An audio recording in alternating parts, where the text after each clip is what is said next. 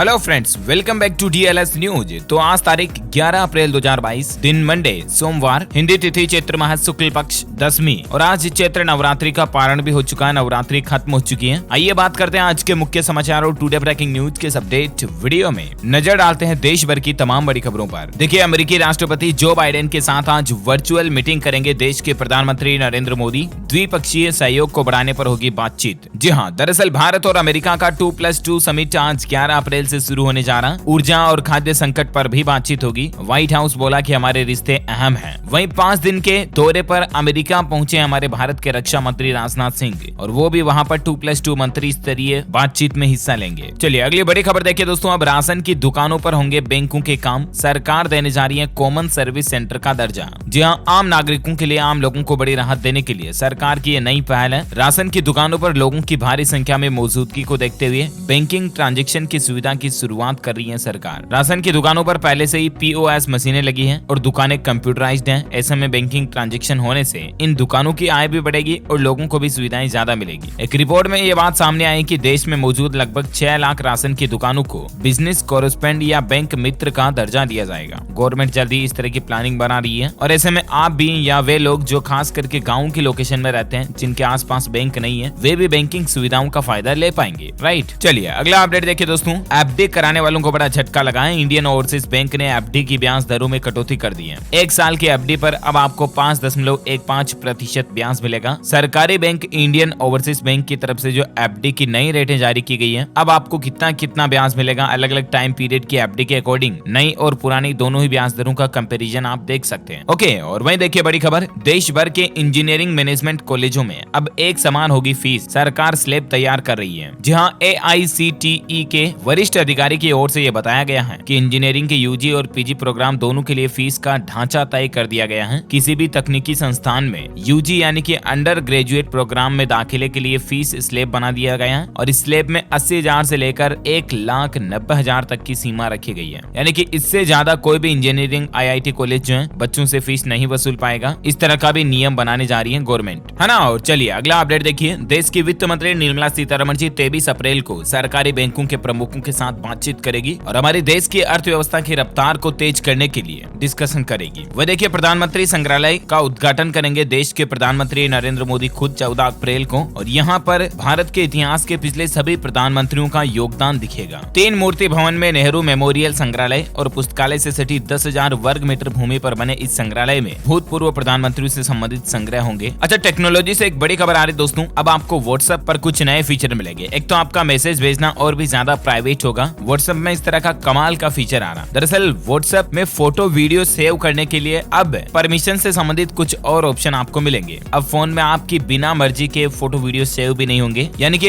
ऐसा ऑप्शन मिलेगा आपको कि अब सामने वाला बंदा फोटो वीडियो कुछ भेजता है तो आप उस फोटो वीडियो को खुद मीडिया फाइल को गैलरी में सेव करोगे तो ही दिखेगी, अदरवाइज वो डाउनलोड नहीं होगी, है ना। और अगला अपडेट देखिए दोस्तों। ताजमहल के लिए अब ऑनलाइन के साथ साथ टिकट विंडो भी शुरू हो चुकी है। पर्यटकों को राहत मिली है। स्मारकों पर दिखा गर्मी का असर, लोग बाग घूमने आ रहे हैं। ताजमहल के लिए आप भी अब वहीं से टिकट ले पाएंगे। अच्छा, वही देखिए, वैज्ञानिकों ने खोजी अब तक की सबसे दूर स्थित आकाश गंगा और इस तरह का दावा किया जा रहा है कि बिग बैंग के बाद हुआ इसका निर्माण। ये कुछ तस्वीर भी आप देख सकते हैं। अच्छा, वही देखिए दोस्तों, अब सरकार ला रही मिशन रोजगार। इस साल 50,000 लोगों को रोजगार मिलेगा। दरअसल मध्य प्रदेश राज्य सरकार की तरफ से एक बड़ी घोषणा की गई है। अब जो राज्य में होशियार होनहार छात्र हैं, मेरिट होल्डर्स हैं, उनका स्कोर बोर्ड बनाया जाएगा। एक अलग से पोर्टल भी बनाया जाएगा और अब सेट मैप का एग्जाम सिस्टम होगा। इस साल 50,000 लोगों को नौकरी मिलेगी। राज्य सरकार मिशन रोजगार के तहत एक बड़ा प्रयोग करने जा रही है। उद्यमिता विकास केंद्र नया एग्जाम सिस्टम तैयार कर रहा है और ये केंद्र इस साल विभागों में करीब 50,000 भर्तियां करेगा और मेरिट के आधार पर पदस्थापना की जाएगी, है ना। तो ये MP सरकार की एक नई पहल है। अच्छा, वह देखिए, उत्तर प्रदेश में पूरे राज्य में सरकारी स्कूलों का समय भी बदल गया। भीषण गर्मी को देखते हुए सरकार की तरफ से ये फैसला लिया गया और अब यूपी बेसिक शिक्षा परिषद द्वारा संचालित सभी स्कूल सुबह 7:30 बजे से दोपहर 12:30 बजे तक खुलेंगे। वहीं देखिए दोस्तों, यूपी में एक और नियम लागू किया जा रहा है कि बाहर से दवा लिखने वाले डॉक्टरों पर अब कार्रवाई होगी। CHC परिसर आवास में रहना अनिवार्य होगा। सामुदायिक स्वास्थ्य केंद्र में कार्यरत चिकित्सक, नर्स और पैरामेडिकल स्टाफ को परिसर में बने आवास में ही रहना होगा। इस संबंध में महानिदेशक डॉक्टर वेद ब्रत सिंह ने सभी CMO व CMS को निर्देश दे दिए हैं। कोई भी चिकित्सक अस्पताल से बाहर अगर दवा लिखेगा तो उसके खिलाफ कार्रवाई होगी। अच्छा, वही देखिए, HDFC बैंक ने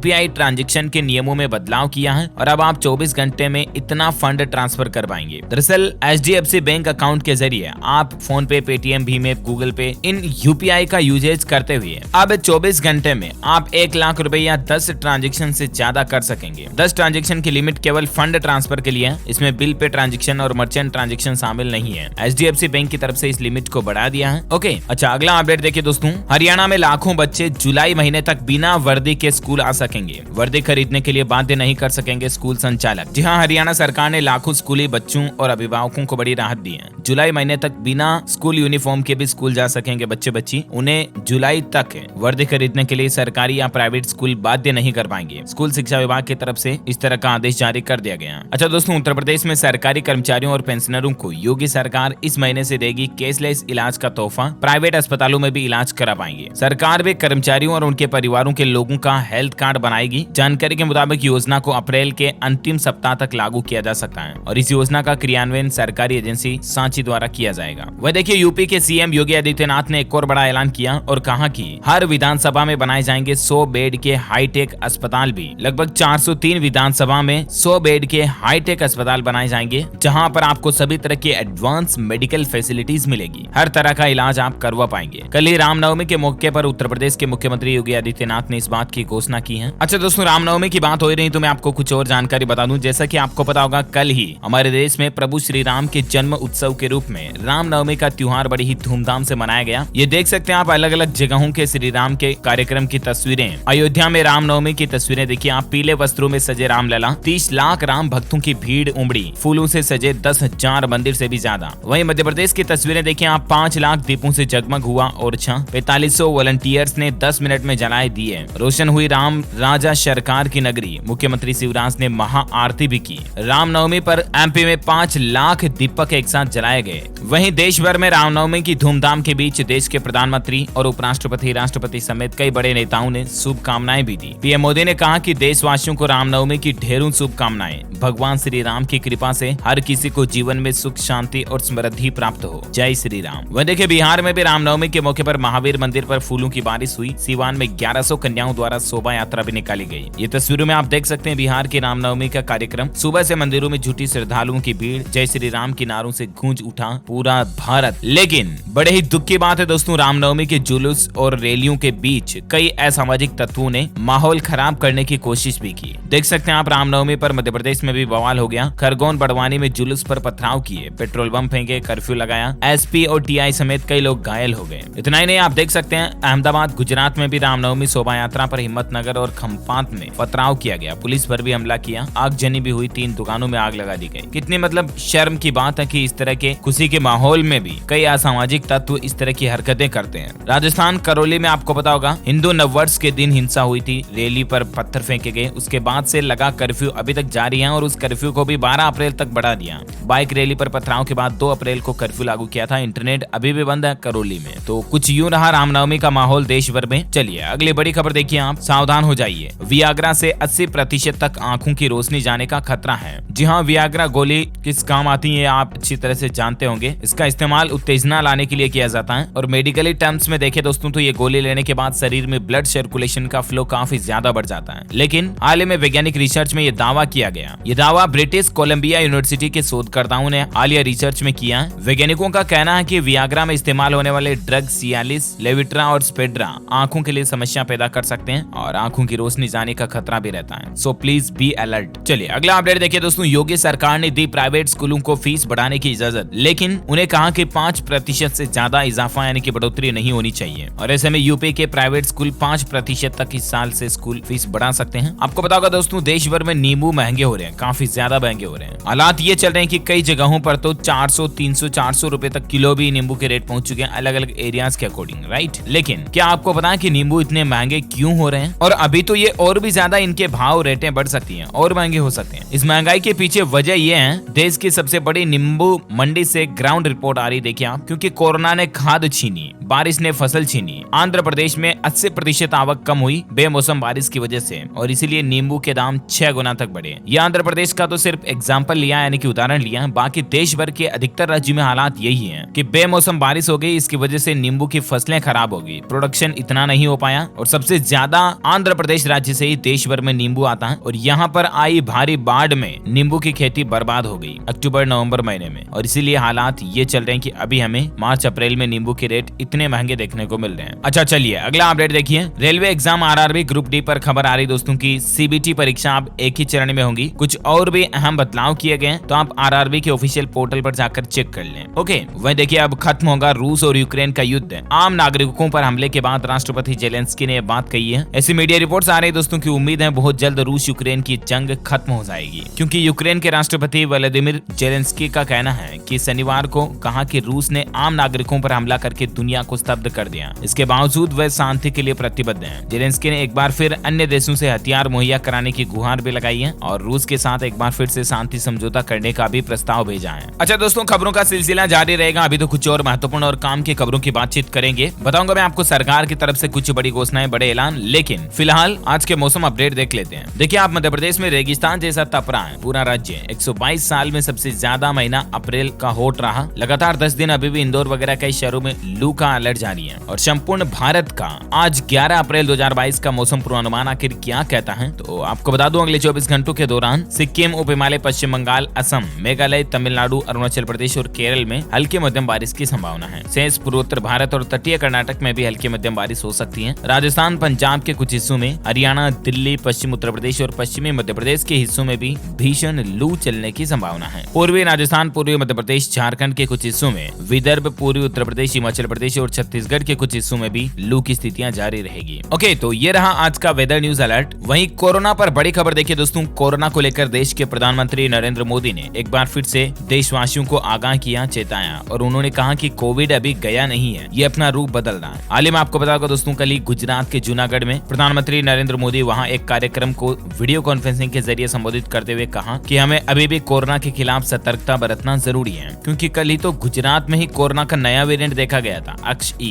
इसीलिए प्लीज सावधान रहें, सतर्क रहें। देखिए आप, उत्तर प्रदेश नोएडा के एक बड़े स्कूल में फिर से पहुंचा कोरोना। 3 कक्षाओं में मिले कोविड संक्रमित छात्र। जानकारी के मुताबिक खेताना स्कूल में 12वीं सेक्शन बी और सेक्शन डी में कुछ छात्र कोरोना संक्रमित मिले हैं, जिसके चलते तीनों कक्षाओं में चल रही ऑफलाइन पढ़ाई को 13 अप्रैल के लिए स्थगित कर दिया। वहीं देखिए वैज्ञानिकों ने एक और चौंकाने वाली बात जारी की है कि वायरस के नए वेरिएंट का अब जल्दी से पता नहीं लग सकेगा, क्योंकि दुनिया भर के कई देशों में कोविड रिसर्च बंद हो चुकी है और इसकी वजह से आगे मुश्किलें सामने आ सकती हैं। अच्छा, वहीं भारत में वैक्सीन का डेटा देखिए आप। देश में अब तक 185 करोड़ से भी ज्यादा खुराक दी गई। 12 से 14 साल के बच्चों को भी लगभग 2.25 करोड़ बच्चों को कोरोना का टीका लग चुका है। और भारत में पिछले 24 घंटों में देखिए आप 1054 नए केस आए, 29 लोगों ने जान गंवाई। हालांकि एक्टिव मामलों की संख्या लगातार गिर रही है, जो कि एक राहत की बात है। चलिए अब अपन फटाफट से देश से जुड़ी कुछ और अपडेट देख लेते हैं। देखिए उत्तराखंड में आपका सफर करना महंगा होगा। रोडवेज के साथ प्राइवेट बस और टैक्सियों का भी किराया बढ़ने जा रहा, क्योंकि पेट्रोल डीजल काफी महंगा हो रहा है और इसीलिए इन संगठनों का कहना कि किराया ये बढ़ाएगी। अच्छा, वहीं पाकिस्तान में सत्ता के हालात गंभीर चल रहे। देखिए आप, पाकिस्तान में सत्ता के सुपर ओवर में हारे इमरान खान सरकार ने विश्वास मत खो दिया। आज शहबाज शरीफ प्रधानमंत्री पद के लिए नोमित हो सकते हैं और इमरान खान अविश्वास प्रस्ताव की वोटिंग में हारने के बाद भी पीएम के पद से इस्तीफा नहीं दे रहे थे, तो पाकिस्तान के राष्ट्रपति ने जबरदस्ती इमरान खान को पीएम पद से हटा दिया। और पीएम पद से हटाने के बाद उनके समर्थकों ने विरोध भी किया, लेकिन विरोध करने से क्या, जब चिड़िया चुग गई खेत तो फिर पछताई क्या है, वही कहते हैं। चलिए अगली बड़ी खबर देखें दोस्तों। ऑटोमोबाइल इंडस्ट्री से अपडेट आ रहा है। नई अर्टिगा का टीजर वीडियो रिलीज हो चुका है। 2022 में मारुति सुजुकी अर्टिगा अगले सप्ताह लॉन्च होने की संभावना है। प्री बुकिंग इसकी 11,000 से शुरू हो चुकी है। अच्छा, वहीं देखिए महाराष्ट्र मुंबई में बिना हेलमेट अब अगर आप बाइक चलाते हैं तो कार्रवाई होगी। आपका लाइसेंस भी रद्द कर दिया जाएगा और जुर्माना भी आपको ज्यादा देना पड़ेगा। ये महाराष्ट्र मुंबई में नए नियम लागू कर दिए हैं। हेलमेट को लेकर सख्त पाबंदियां लगा दी है। अच्छा, दिल्ली सरकार की एक अनूठी पहल देखिए। अब किसी के आगे हाथ नहीं फैलाएंगे भिखारी। अगर सरकार का यह प्लान सफल हुआ तो भिखारियों की तकदीर और किस्मत ही बदल जाएगी। दरअसल दिल्ली गवर्नमेंट जो है वो 50 भिखारियों को प्रशिक्षण दे रही है। प्रशिक्षण यानी कि उनको टीचिंग देगी और इसके अलावा प्रशिक्षण पूरा करने वाले भिखारियों को सरकार रोजगार भी मुहैया कराएगी। अगर ये फर्स्ट कदम सफल होता है तो सरकार और भी दूसरे भिखारियों को ऐसा करेगी, जो कि अच्छी बात है। अच्छा, वही देखिए दोस्तों, मार्केट से अच्छी खबर आ रही है कि जनवरी, फरवरी, मार्च इन 3 महीनों में स्टार्टअप कंपनियों ने $10 अरब जुटाए। 14 कंपनियां तो यूनिकॉर्न भी बन गई इन 3 महीनों में। यूनिकॉर्न से मतलब मैं आपको बता दूं, अगर किसी कंपनी की वैल्यूएशन $1 अरब से ज्यादा हो जाती है, मतलब $1 बिलियन से ज्यादा की कंपनी गुडविल वैल्यू होने के बाद वो यूनिकॉर्न में शामिल हो जाती है। ओके, अगला अपडेट देखिए दोस्तों। खेल समाचार पर खबर आ रही है। लखनऊ वर्सेस राजस्थान के मैच में अनकैप्ड कुलदीप सेन बने राजस्थान रॉयल्स की जीत के हीरो। आखिरी ओवर में 15 रन नहीं बना सके स्टोइनिस। राजस्थान खान ने लखनऊ को 3 रन से हराया। ये कुलदीप का आखिरी ओवर का स्कोर स्टेटस भी आप देख सकते हैं। अच्छा वहीं देखिए आउट होकर भी नॉट आउट हुए, लगातार 2 गेंदों पर आउट हुए रहाणे, दोनों बार रिव्यू ने बचाया फिर भी 8 रन नहीं बना सके। कल के मैच में ये इस तरह के अमेजिंग मोमेंट्स देखने को मिले। अच्छा वहीं देखिए मध्य प्रदेश इंदौर में स्वच्छ शहर में अब अनिवार्य होगा रेन वाटर हार्वेस्टिंग सिस्टम। यह आदेश लागू हो चुका, जो लोग उल्लंघन करेंगे उन पर जुर्माना भी होगा। दरअसल मकान बनाने वालों के लिए सरकार का यह नया नियम है। अब आपके घर में रेन वाटर हार्वेस्टिंग सिस्टम लगाना अनिवार्य होगा। 1500 वर्ग फीट से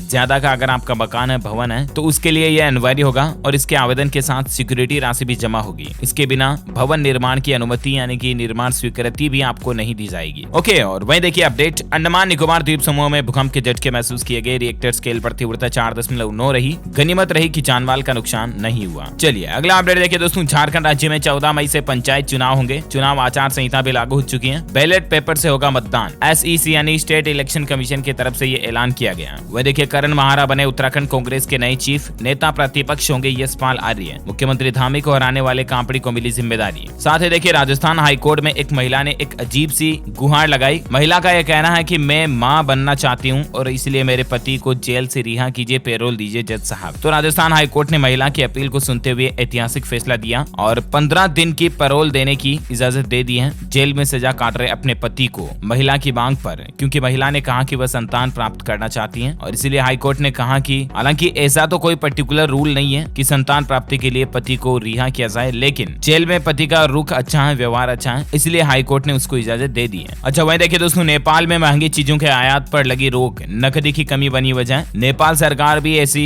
अनुमान लगा रही कि कहीं श्रीलंका जैसे हालात न हो जाए और इसीलिए महंगी और लग्जरी वस्तुओं की इंपोर्ट पर फिलहाल नेपाल गवर्नमेंट ने रोक लगा दी है। ओके, इस कड़ी में आज दिन भर की तमाम बड़ी खबरें, मुख्य समाचार, टुडे ब्रेकिंग न्यूज का अपडेट वीडियो यहीं फिनिश होता है। और हाँ, आप मुझे कमेंट करके बताइए दोस्तों कि आजादी के बाद अब तक भारत में कुल कितने प्रधानमंत्री अपना कार्यकाल दे चुके हैं। कमेंट करके बताइए। जो लोग इस सवाल का सही जवाब इस वीडियो के नीचे कमेंट में देंगे ना, वो रैंडमली सेलेक्ट होने पर आप हमारी DLS न्यूज टीम की तरफ से जीत सकते हैं एक शानदार सरप्राइज गिफ्ट, जिसमें आपको mobile, computer, laptop, tablet, PC, gadgets वगैरह कुछ भी जीतने का मौका मिलेगा। ओके, इसी के साथ ही अगर आपको वीडियो अच्छा लगा तो इसे लाइक करना, शेयर करना और आप हमारे चैनल DLS न्यूज को सब्सक्राइब करके बेल आइकॉन जरूर दबा देना, ताकि आपको रोजाना के ताजा अपडेट्स और काम की खबरें तुरंत आपके मोबाइल पर मिलती रहेगी। Thank you, take care, good bye, जय हिंद, जय भारत, वंदे मातरम।